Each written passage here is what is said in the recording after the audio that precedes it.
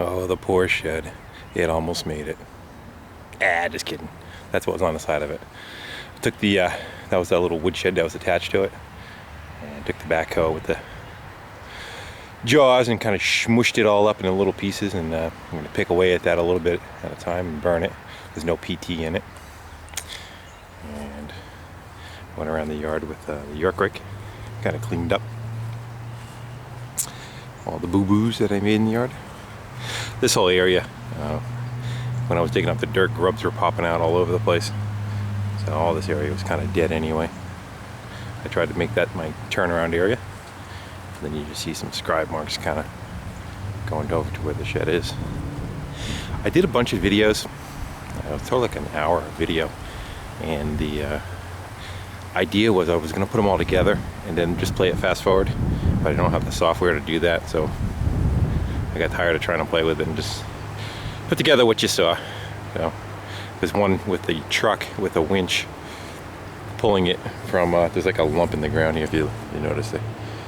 If the camera picks it up, it kind of dips down and kind of goes back uphill again. That's where it got caught up. Dug in right there. So I hooked the winch to the truck and I slowly pulled it over, but it's kind of a long, boring video. I got her over here, got her up on blocks, and actually I dragged it over and I tried pulling it backwards one last time and it just wasn't happening. There just was no structure left to it whatsoever. So I went around and kind of sistered on and repaired the sill all the way around, just going by a bunch of wood I had laying around. I got it through it without buying anything. I just need to get some siding for this. I do have some pieces. I can probably patch it together. There's a piece of tin I attached to that front edge to kind of help it slide a little bit. Some more of the, it was gone right up into there. I started pulling it and the door, this whole corner, the door kind of just, the door jamb kicked in, the door was open, probably a good 6 inches, that whole section right there kind of swung to the left. Yep, that's it. I gotta do some repairs right where it is. And of course underneath that, I took that board off before I even started. That's the original one that was on the bottom. And under there, I also sisted on a bunch of sills. And just took whatever pieces I had, whatever was good, I saved, and the rest I just kind of pieced it together. Back when Home Depot used to just throw out the, they called it the culled lumber. That's the pieces they cut off that are bowed and bent and everything. And they had a free pile, so I got a whole stash of that up in my garage, and that's where you see some of that new shiny wood. So all the areas that were punky, I just kind of patched in with whatever junk I had laying around. It's kind of dark in here, but there was a metal plate over here sitting against the wall, and that was hiding a hole in the floor. And took a Sawzall, took that patch out. And so the building's pretty good now. It's all level, put back together. She made it in one piece. Here's a couple more scraps that I have laying around. This wall, I have a friend who kind of volunteered to, they own like those storage buildings, you know, where you see on like Storage Wars, where they have the roll-up doors.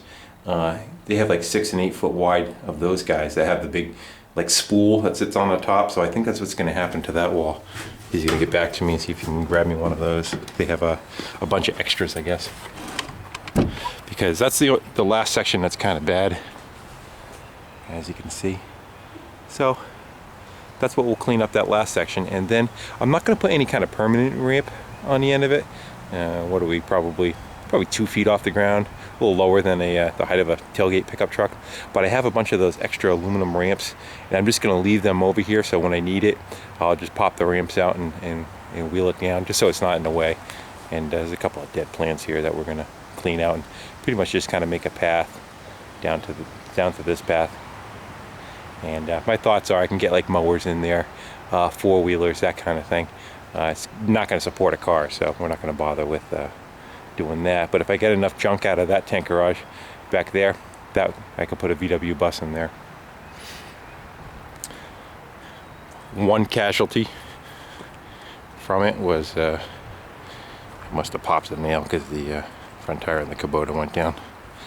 But they're tubeless tires, so it probably just punched a hole in it. Just got to put a plug in it, but she should be good to go after that. Yesterday was a rainy day. I was working in the garage and I hear a lot of banging and sawing and chopping outside. And the neighbors put a new fence in.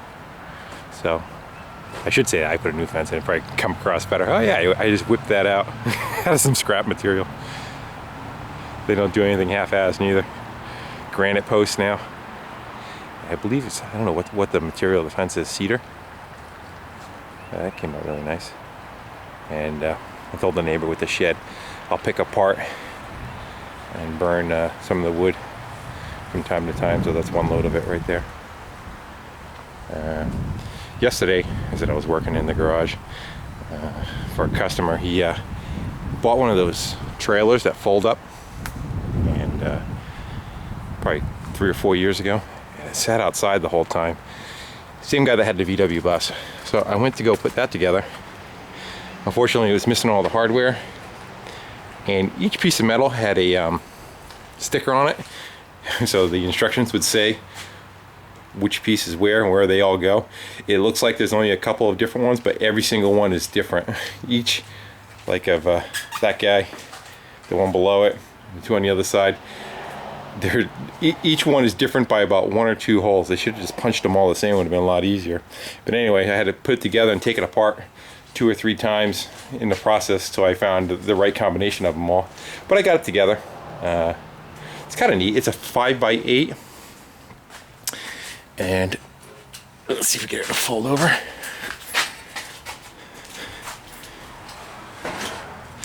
So it'll make for a nice sized trailer. And so today's project is I got to go grab the decking for it, and I'm going to make a rack body sides for it and a tailgate. So that's what I'm going to go in the process of now. It's kind of neat because it folds up, and then you know the tongue also folds back on itself, and then it goes on these little wheels on the side, and you're supposed to wheel it in your garage sideways and not take too much room.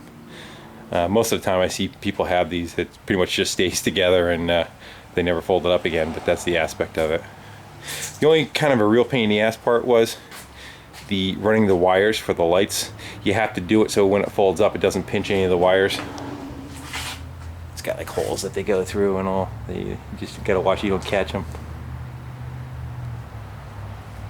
But she's together, and should do a little update on that one pretty soon. The Mustang I'm just kind of holding off on. I've done some other things to it. The hole underneath all the wheel wells in the bottom of the car, I used that bed liner stuff, that Rhino liner. Yeah, see if we can get a video of it. The hole under the car has been done. All the wheel wells have been done, so they're all blacked out and kind of cleaned up. And still waiting to wet sand the hood and put some pieces on, but need to make a few bucks too, so that's why I'm working on that stuff. But she should be ready to go, I'd say, in about a week. You know, I'm not terribly concerned with detailing the engine compartment yet, but you know, it's already up and running. I already did all the mechanicals on it before I did the body work. So other than having gas from 2007 in her, which is down to about a 1/16 of a tank, which is nice. I just keep running it in and out of the garage, kind of get rid of it all and put some fresh stuff in it. She'll be good to go.